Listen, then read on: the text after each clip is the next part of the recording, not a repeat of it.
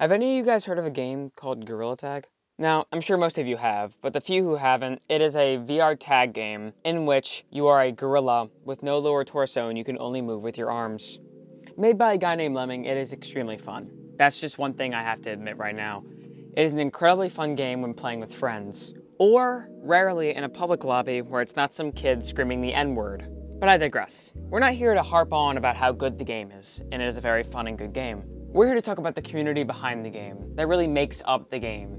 Reading through the Discord and going into public games to make this video did lasting damage. So please hit that sub button once again, support the channel, and let's get straight into it.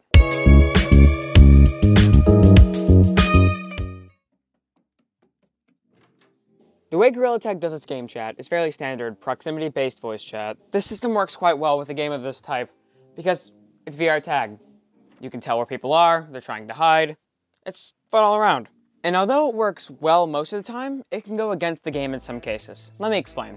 If I'm playing with a group of friends, we can coordinate with each other. We don't want the round to go on too long. We don't want to hide forever. So we'll tell each other our locations if the game's going on too long. Now, in public lobbies, you don't have this sort of pleasure, if you will. The game rewards people who do not speak, just make their gorilla green and hide in a tree, or brown and hide in the caves. Now, I'm not talking about the amazing players who are actually skilled at the game, move around the map, and juke everybody out. I'm talking about those select few players that will just hide somewhere, not say a single thing, and make the entire game just boring for everybody. And because of some of these players, it leads to something I like to call Timmy Rage. Now, Timmy Rage is a very specific case, not to this game, but it happens everywhere. When a little kid gets mad, it usually says one of their favorite slurs. There's a selection of them that they pick from. Usually the N-word is their go-to. Now, this happens a lot more than once. If it just happened once, then I wouldn't be talking about this. But from everybody I've talked to that plays the game, they all say the same thing. The Gorilla Tag community is toxic. Why? Mostly children getting mad. In response to this, Lemming, the dev, added a report feature and a mute feature. Both great features to add to the game. But then the Timmys thought, hey, this guy's better than me at the game, so why not report him? So there are cases of people being reported just for being good at the game. This is a this is Ouroboros. That's the thing that goes round and round, right? The cycle sucks. It really does. It's not really the creator's fault in the end that this happens. But it's the community that perpetuates this cycle of toxicity.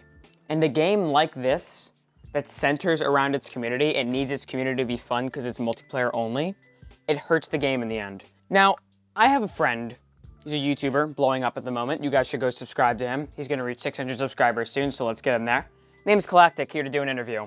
He's also pretty good at the game, so let's get into that. Good morning, good evening, good afternoon. Yeah, good morning. Yeah, of course. You're in Brit-Ed land, so it's like, what, 10 o'clock? My name's Calactic. I play Gorilla Tag and Attack & Quest on a daily basis, and can't stop this addiction. If you guys want to see Gorilla Tag content or AOQ content in the future, I recommend going to subscribe. He's got a nice, deep British voice, as you guys just heard, so it's a pretty ASMR-like experience. But with that, let's get right into the question. So, Fair enough. Cal, you're pretty good at the game, I would say. Do you think you're pretty good at the game? I'd say I'm alright. Do you dominate on noobs? Yeah. I do dominate on noobs, yes. Okay, that leads me right into my first question. With your experience and skill with Gorilla Tag, have you ever had any toxicity directed towards you because of that skill? Every day. Every day. Every day it happens. There's always some kid reporting me because I'm always, I wouldn't say camping on the walls, but just juking them out, and they get really pissed off easily, and it's no fun, but yeah, it happens. With that being said, do you think the Gorilla Tag community in itself is toxic? Yes. No, damn, that was quick. Do you know, like, the root cause of this toxicity, if you had to take a guess at it? I think it's just, I couldn't say. It's probably just the children who try hard at the game and get triggered too easily and just spreads. I theorize that maybe because, you know, tryhards lead to children getting toxic. Oh yeah. But I also think that if you're skilled at the game, just be skilled at the game and have fun. People should not get mad at you for that. Yeah. It's just terrible. Exactly. Okay. So with the recent situation with the slippery walls, I have seen some messages in Discord from you on the Gorilla Tag Discord of you not agreeing with the situation. I've also seen your video on it, and the text that appeared at 5 seconds into the video for like a frame. Oh no, you saw that. I read that shit. So I actually played Gorilla Tag recently, trying to learn wall climbing with Off-Brand. I suck at it, but that's not the point. Mm-hmm. The point is, do you think it's a good or bad thing for the game? In short, I think it's bad. Okay. Yeah. Please explain. I mean, at first I hated it, but at the end of the day, it's not the end of the world, and you can still wall climb most of the wall. But I think it just takes away some of the competition. But today I've just made my peace with it now. So. Final question then. Okay. What is the most creative insult hurled at you in Gorilla Tag? One point, this happened last week actually. I was juking them out for 10 minutes straight. No one could get me, and this one guy just said, "Yo, let's just report the British toxic guy." That's pretty much it. That's what I get hurled at me almost every day, is that I'm British. Do they use the T? Yes. Well, then they're wrong.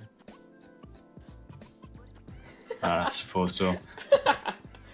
Well, that's all the questions I have for you today. Thank you for answering them. Thank you for saying. If you guys want Gorilla Tag content, that deep, sexy British voice, I'm not gay, but damn, or AOQ content in the future, I recommend going down and subscribing to his channel, link down in the description.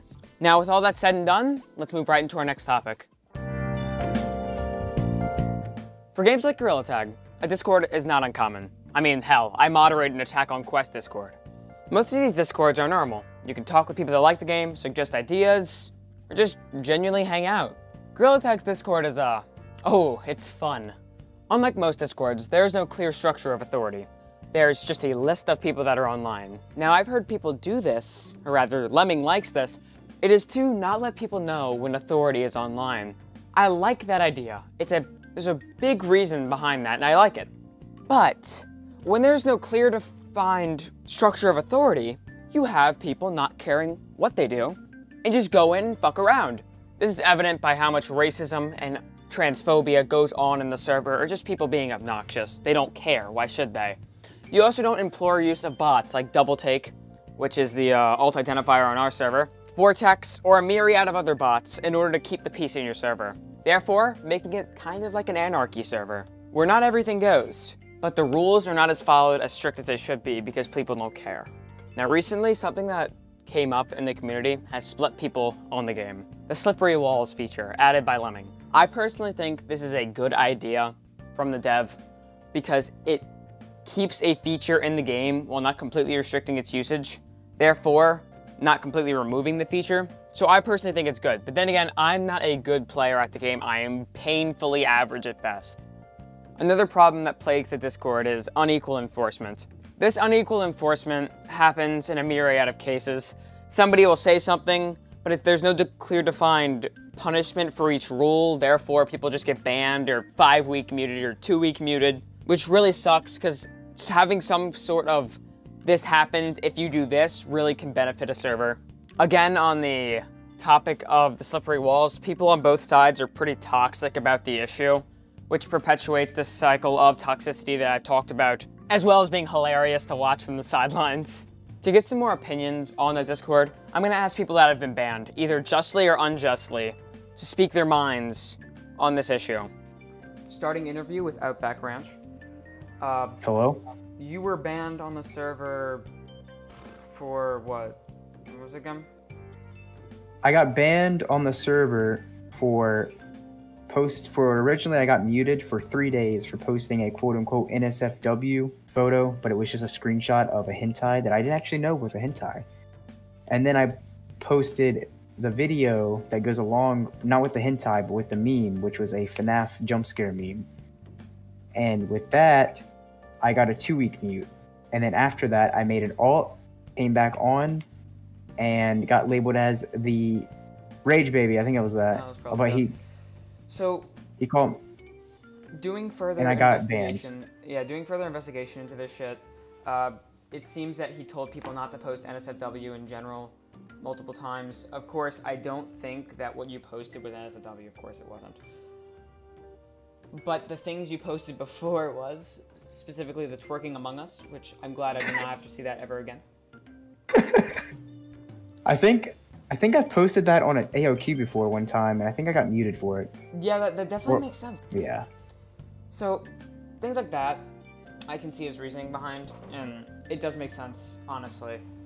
But you have been banned more than once, correct? Yes. Okay, cool. Why? Why do you keep going back and getting banned on the server?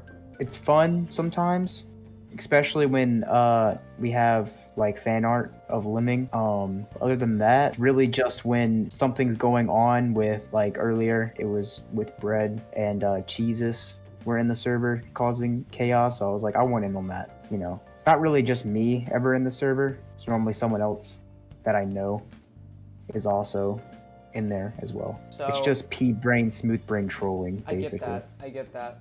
But why this server? What else besides being it's funny would contribute to this? Like maybe a lack of structure in Gorilla Tag? Yes. There's no social hierarchy.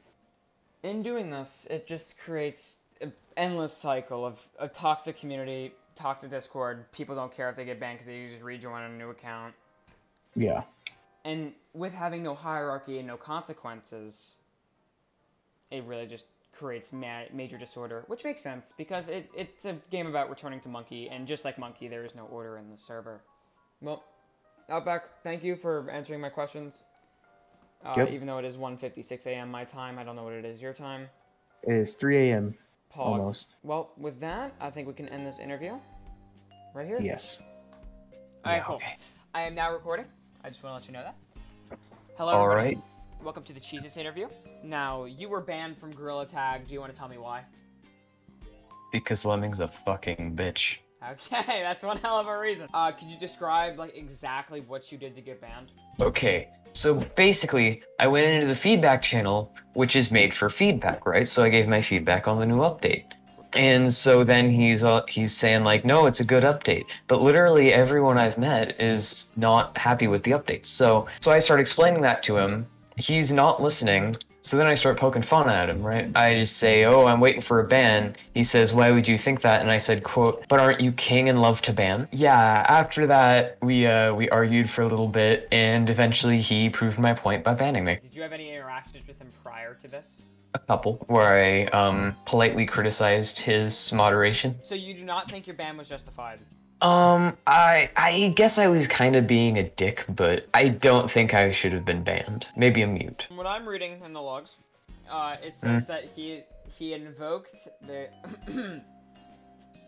I am a king and I love to ban clause, one of the many clauses, of course. Fucking hell. Yep. Yeah, that happened. Okay. So, I'm in the camp of people who actually does not hate the new update. I mean, yeah, it's not that bad, but I feel like the slippery wall should start a bit higher. So, you think that you were unjustly banned, let's just summarize real quick, that Lemming uses, does a terrible, he bans too much, right? Yes. Okay. And he's just overall really harsh. Okay. So, he does not implore the use of bots, nor have a structure of authority in his server. He just has an online tab. Do you think that contributes to like the mayhem that goes on in the Gorilla Tag community? Oh, absolutely. Okay. Absolutely. Would you like to elaborate? Yeah. Well, see, he has other moderators, but these moderators, they're not displayed separately. Yeah. It's like, if you click on them, they have the has stick role. I have suggested before adding something like Vortex, and literally every fucking moderator just got on me and started saying, oh no, that's a horrible idea, and just completely, like, trying to insult me and my ideas of how servers should be moderated. Well, thank you for doing this, man, and I'll see you later, okay? Yeah, see ya. Okay, let me stop Bye-bye. recording. Thank you, both of you, for agreeing to the interviews. And without further ado, let's get into our third and final segment.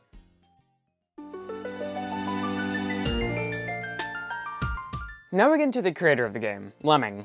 This is a weird one. He's got an ego, that much is obvious if you take one look at the final paragraph in rules. I've made a joke about that in the previous video. But when I actually researched his history, I was wrong. He's not a bad guy. He's not this egocentric maniac that I thought he was going to be from just reading that rules list. I was ignorant. I scrolled through over 2,000 of this man's messages and realized he is terrorized by the community that he made. I tried to get in contact with him for this interview, but unfortunately his DMs are closed only to friends. I tried friending him. His friends are closed.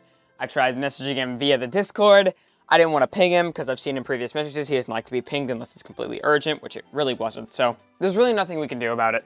I hope that Lemming does continue to improve in the future because a bunch of people's impressions of him are just that he's an egomaniac, just from looking at that one paragraph in the rules. He needs to change it.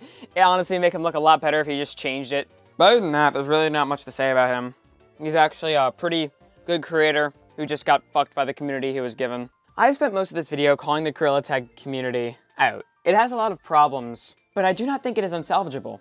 Lemming has made a fun game in which you can play with your friends or public lobbies, and recently added competitive lobbies, which does add some fun to the game because now you can have the tryhards and the sweaty fucking virgins in one lobby. Then you can have the pro players in the other. Fun for everybody. With all that being said, I'm gonna leave this video here. Thank you guys for watching, and I'll see you guys in the next one. Peace out.